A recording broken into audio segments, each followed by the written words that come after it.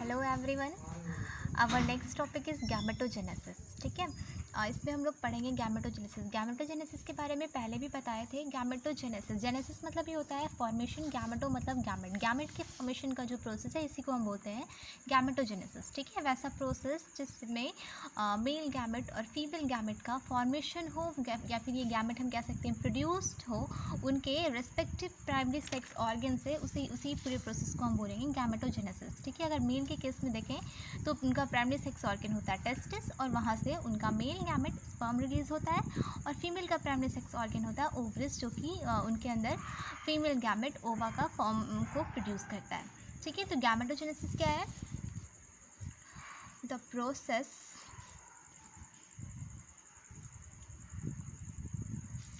by which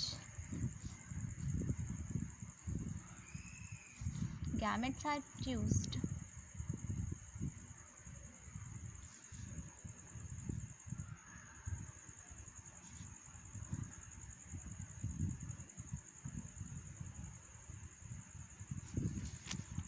by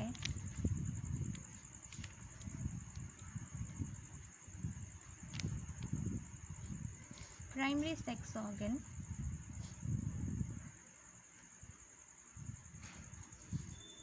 in male and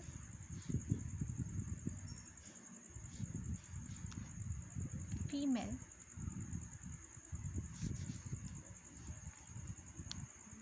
that is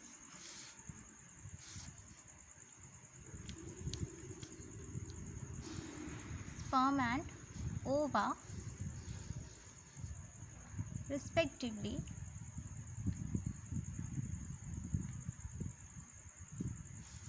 is called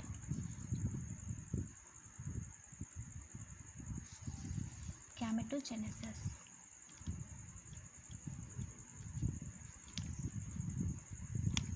ठीक है, अब ये जो गैमेट के फॉर्मेशन का जो प्रोसेस है गैमेटोजेनेसिस, ये प्रोसेस जो है वो मेल और फीमेल दोनों में डिफरेंट होता है। ठीक है, गैमेटोजेनेसिस का प्रोसेस मेल और फीमेल में डिफरेंटली होता है। मेल गैमेट कुछ और प्रोसेस से प्रोड्यूस होते हैं, फीमेल गैमेट के अंदर कुछ और होता है, उसके बाद वो प्रोड्यूस होता है। ठीक है, तो इन दोनों के प्रोसेस को हम लोग अलग अलग स्टडी करेंगे। ठीक है, गैमेटोजेनेसिस का प्रोसेस मेल एंड फीमेल में डिफरेंट होता है, मतलब स्पर्म जो है वो किसी और प्रोसेस से उनके प्राइमरी सेक्स ऑर्गन टेस्टिस में प्रोड्यूस होता है और फीमेल में कुछ और प्रोसेस होता है। ठीक है, जो मेल के अंदर ये जो गैमेटोजेनेसिस का प्रोसेस है, इस प्रोसेस को हम लोग बोलते हैं स्पर्मेटोजेनेसिस। ठीक है, मेल के अंदर गैमेटोजेनेसिस के प्रोसेस को हम बोलते हैं स्पर्मेटोजेनेसिस।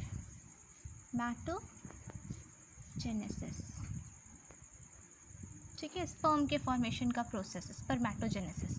ठीक है, और यही प्रोसेस अगर हम देखें फीमेल में, तो फीमेल के अंदर जो ओवा के फॉर्मेशन का जो प्रोसेस है या ओवा के प्रोड्यूस होने का जो प्रोसेस है उसको हम लोग बोलते हैं oogenesis।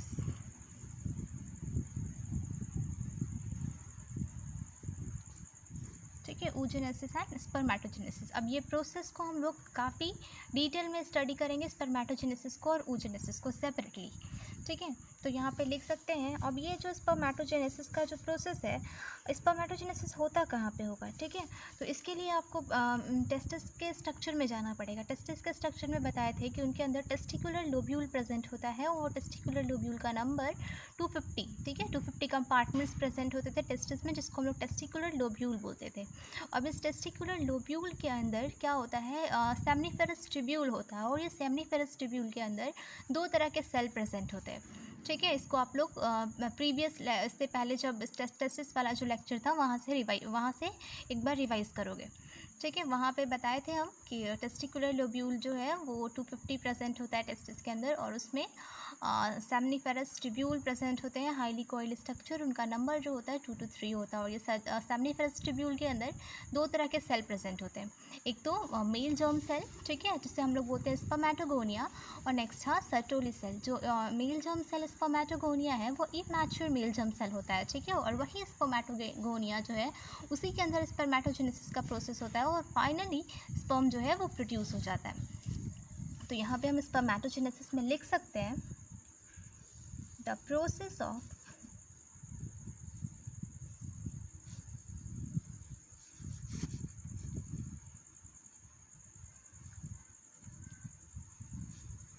formation of sperm by spermatogonia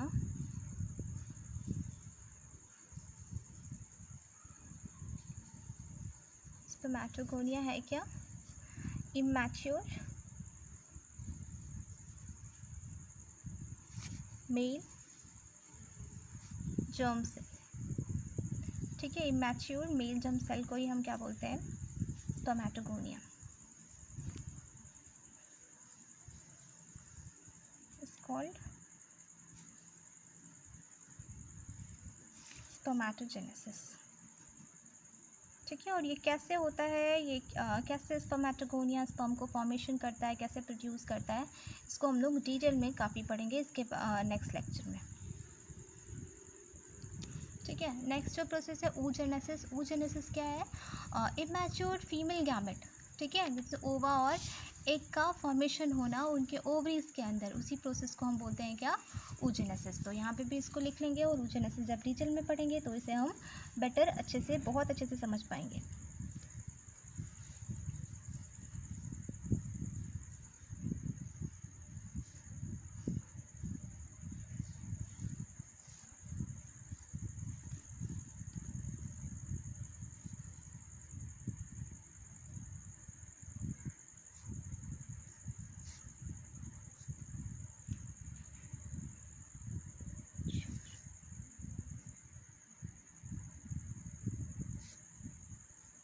mature female gamete, mature female gamete किसको कहा जा रहा है यहाँ पे?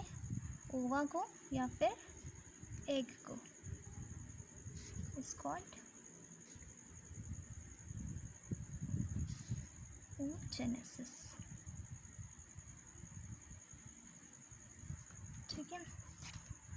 तो होप ये समझ में आया होगा सभी को, ज़्यादा कुछ इसमें था नहीं। और इसके बाद जो है वो हम लोग नेक्स्ट जो आपका लेक्चर होगा वो पूरा का पूरा स्पर्मेटोजेनेसिस पे बेस्ड होगा, ठीक है। स्पर्मेटोजेनेसिस पढ़ेंगे, उसमें फिर कैसे हार्मोन्स इन्वॉल्व होते हैं वो सब पढ़ेंगे, और उसके बाद फिर हम लोग उसमें स्पर्म के बारे में भी पढ़ेंगे। तो अभी 1-2 लेक्चर जो है वो स्पर्मेटोजेनेसिस पे ही होगा, ठीक है। Okay, thank you. एंड आपको अगर समझ में आया हो then must like the video.